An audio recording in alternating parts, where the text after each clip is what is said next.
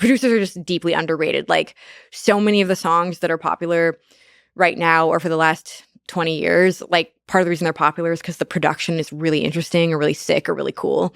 And it's like, I don't think listeners, like, people just don't really understand what music production is. It's not, it's sort of like this weird discombobulated art form. It's not like a formal, because it's so new, there isn't like a formal training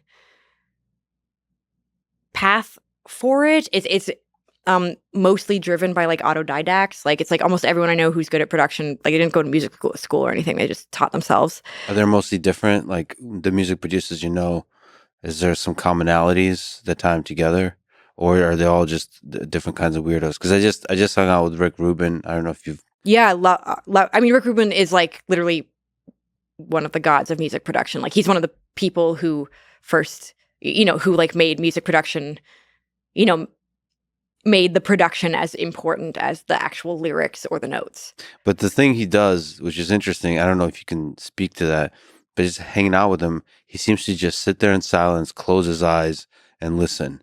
It's like he almost does nothing. And that nothing somehow gives you freedom to be the best version of yourself.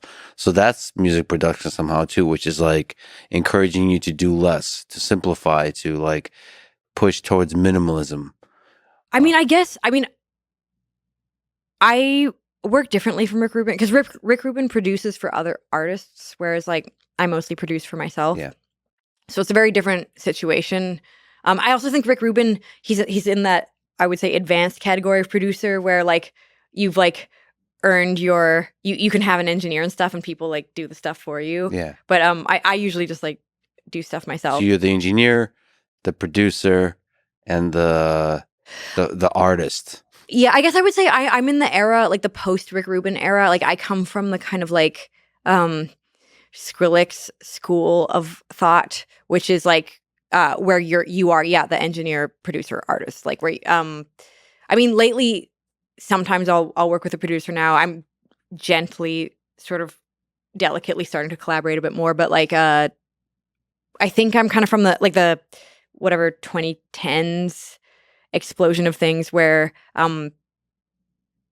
everything became available on the computer and you kind of got this like lone wizard energy thing going.